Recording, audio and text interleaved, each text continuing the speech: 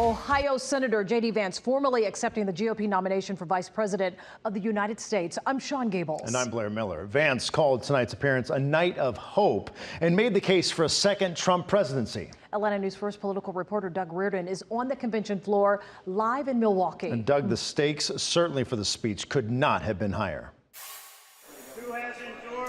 Right, and that is partly because for a lot of Americans, maybe even a lot of Republicans, this was an introduction to J.D. Vance. He has only served as a U.S. Senator for 18 months, and so a lot of people didn't know who he was. He didn't have that strong name recognition like we see with a lot of vice presidential contenders, and so why was he Donald Trump's pick to be second in command? Well, for one, he is a Marine veteran.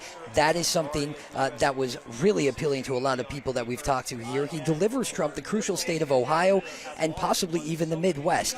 And with his humble background, he foils Trump's glitzy lifestyle completely. Vance was introduced by his wife, who also talked about the differences between herself and her husband.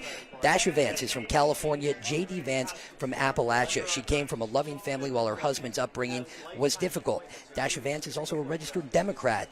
And there was a time where Vance and Trump seemed to be on vastly different planes themselves. He once called Trump America's Hitler, but tonight Vance got up on stage and called Trump a unifier. He was completely in line with Trump's policies on immigration, the economy, the military, and he hammered his past as a humble American from humble beginnings. In fact, Vance's mother, who is 10 years sober, was in the crowd when he introduced her today. She received a standing ovation.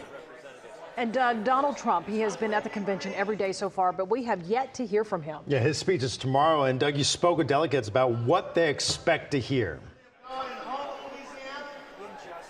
Well, I think we can expect it to hear a lot of what we heard tonight from Vance in Trump's speech tomorrow. They seem to be in exact line with some of these policies on immigration, the military, the economy, on jobs.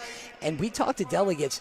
There really wasn't tonight with J.D. Vance's speech that unifying aspect that has been talked about ever since the events in Butler, Pennsylvania on Saturday that almost took Donald Trump's life. Certainly the GOP had been calling for that, and we have heard it from a lot of speakers here on the floor over the last couple of days.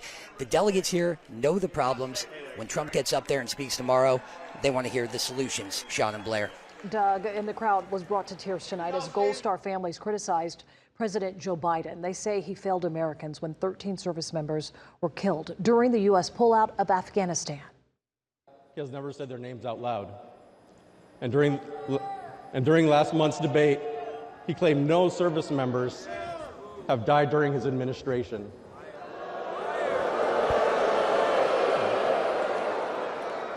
None. That hurt us all deeply. Atlanta News First is committed to covering the Republican National Convention in its entirety. Doug will be live in Milwaukee all week. You can watch his live reports on air, online, and on the Atlanta News First app.